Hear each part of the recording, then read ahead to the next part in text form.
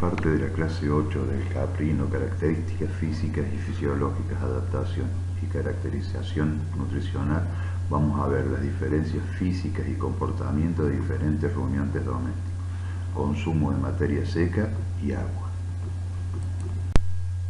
Ahora vamos a ver las diferencias físicas y comportamiento de diferentes rumiantes domésticos. En un trabajo, Hoffman en 1988 clasificó a rumiantes, tanto silvestres de Europa como a los domésticos, en tres tipos morfofisiológicos de alimentación: los seleccionadores de concentrados, los consumidores de forrajes y los intermedios. Vamos a empezar con los seleccionadores de concentrados, que evolucionaron temprano y se adaptaron a las plantas antes que se desarrollaran los pastos. Seleccionan las plantas y la parte de las plantas ricas en contenidos celulares y altamente digestibles y nutritivas, y tienen una capacidad limitada de digerir fibra, como por ejemplo las jirafas, y su rumen es simple.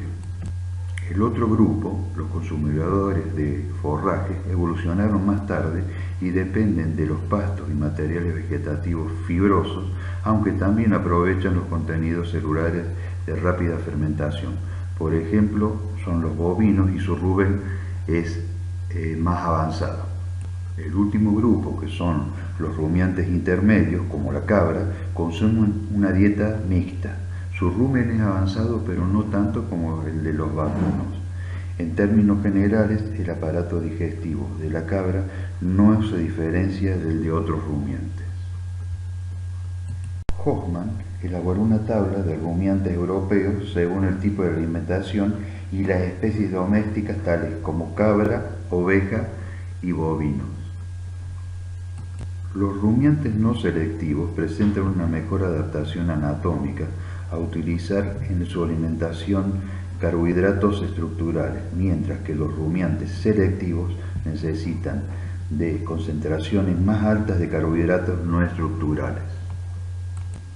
Los rumiantes selectivos muestran características morfofisiológicas que están en este cuadro, que son las siguientes: cabeza piramidal, adaptada para escoger, nariz corta, abertura de la boca es grande, la lengua y labios son muy móviles, las glándulas salivales son mayores en relación al peso vivo que los rumiantes no selectivos, consumen alimentos con alta tasa de degradación y su omaso es pequeño, con pocas láminas y pocos músculos.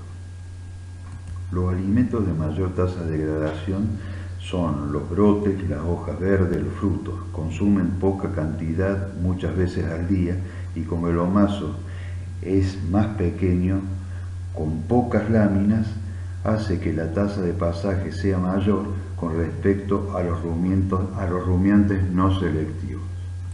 Las cabras, por ejemplo, no están en la categoría de rumiantes selectivos, sino intermedios. La oveja es no selectiva, pero tiene tendencia a ser un rumiante intermedio, por lo que las cabras son más selectivas que las ovejas. En cuanto a los rumiantes no selectivos, se caracterizan por tener cabeza grande, no adaptada para escoger, nariz larga, la apertura de la boca es menor, la lengua es queratinizada, el sentido del gusto es más reducido, las glándulas salivales son más pequeñas, la tasa de pasaje es menor, con tiempo de retención ruminal es mayor, y el omaso es mayor, con láminas más desarrolladas y con más musculatura lisa. La tasa de fermentación es menor, se alimentan de carbohidratos estructurales en mayor cantidad. En cuanto a la frecuencia, tienen menos frecuencia y consumen más cantidad de alimentos en el día. La tasa de pasaje de los alimentos es menor y el tiempo de retención ruminal es mayor. En este tenemos el ejemplo de los bovinos. Como conclusión, las cabras y menos las ovejas necesitan de alimentos con mayores proporciones de carbohidratos no estructurales. En este gráfico vemos el hábito de pastoreo de rumiantes domésticos, como los vacunos, los bovinos y los caprinos. Vemos en el lado izquierdo que los vacunos y los ovinos tienen un hábito de pastoreo similar, o sea, de un 70-80% de gramíneas y de un 20 o un 30% de arbustivas y herbáceas. Al contrario de lo que pasa con los caprinos, que, como dije en diapositivas anteriores, son ramoneadores y tienen un hábito de un 70-80% de arbustivas y herbáceas y un 20 o un 30% de gramíneas. Les recuerdo que las cabras son ramoneadoras generalistas que en algún momento brocean y en algún momento también pastorean a lo largo del año. Este es un cuadro interesante donde muestra las diferentes actividades en minutos de los bovinos, ovinos y caprinos. Y vemos que caminando camina mucho más la cabra que la vaca, siendo intermedio el ovino.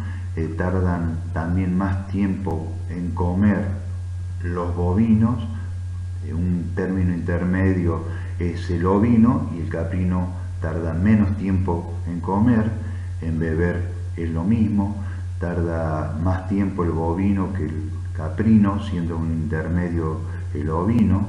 La rumia es mayor en los caprinos porque en realidad los caprinos se mueven en ambientes donde es muy árido y la alimentación generalmente es celulolítica, y también son mucho más caminadoras las cabras que los ovinos y que los bovinos. Este es un cuadro comparativo de distintas variables con respecto a las características de pastoreo de las cabras, de las ovejas y las vacas. Como vemos en este cuadro, la única que se alimenta en posición bípeda es la cabra, ya lo vamos a ver en fotografía más adelante. También la cabra es la única que trepa, es también la cabra la que se desplaza mayor distancia para alimentarse. También la cabra es la más ramoneadora con respecto a las otras dos especies. Cuando hablamos de pastoreo, son más pastoreadoras las ovejas y las vacas que la cabra. Con respecto a la selectividad, son mucho más selectivas las cabras, siendo menos selectivas las vacas de las tres especies.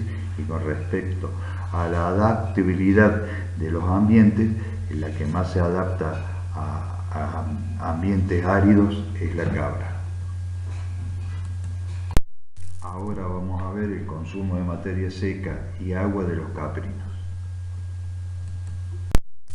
Este es un cuadro comparativo del porcentaje de consumo de distintas especies vegetales en 3 meses con respecto a vacas y cabras en el INTA de Rama Caída de Mendoza.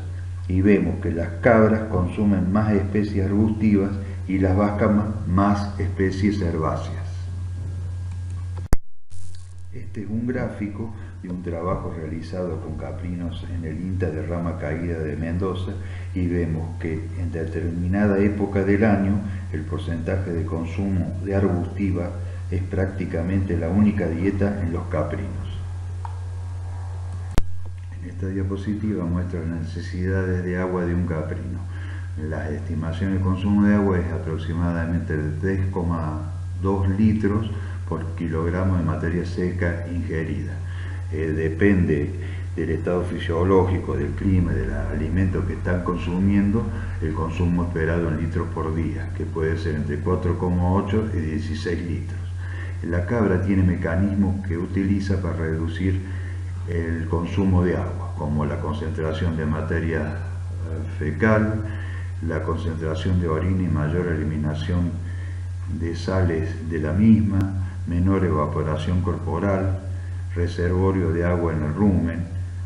A su vez, el consumo de agua mantiene una interrelación con el consumo y el aprovechamiento de forraje, es decir, que a menor consumo de agua, menor va a ser el consumo de forraje. Como dije en la diapositiva anterior, el consumo inapropiado de agua reduce el consumo de materia seca y por ende la producción. Las cabras tienen mayor tolerancia al contenido de sales en agua, hasta un porcentaje de 1,5 a 2%, que en ovinos y bovinos resultarían tóxicos. La cabra consume aproximadamente entre 3 y 6 litros de agua por kilogramo de materia seca consumida, mientras que en sistemas de producción de leche el valor puede ascender hasta 20 litros por día y por animal, que como verán es muy importante saber y calcular el consumo de agua en un proyecto caprino. Este es un dibujo en el que muestra que el consumo de agua por kilogramo vivo es mayor en la vaca, le sigue la oveja y por último la cabra, que es la que más soporta cualquier clima árido. En este gráfico, que muestra el consumo de leche, la ganancia diaria y el peso vivo de los cabritos, vemos que el consumo de leche va aumentando desde los primeros días de vida hasta aproximadamente el mes de vida, para después ir declinando acompañando a la curva de lactancia de la cabra. El peso vivo va aumentando desde el nacimiento hasta el destete, que sería aproximadamente entre los 45 y 60 días, hasta llegar a los 8 o 10 kilos de peso vivo, que son entre 4 o 5 kilogramos al gancho, que es lo que requiere el mercado. El destete depende de la alimentación de la madre. Si la madre está mal alimentada, el destete puede llegar a los 3 meses. La curva de ganancia diaria muestra la eficiencia de conversión del cabrito en los primeros 20 días de vida para luego ir declinando, y la importancia que tiene una buena alimentación de la cabra en la G2 y en la lactancia, para que una buena producción de leche acompañe a esta eficiencia de conversión y que el cabrito pueda ser destetado cuanto antes al llegar a los kilos que requiere el mercado. Esto es favorable para que se recupere la madre, o si el productor hace leche residual, para aumentar la producción de leche.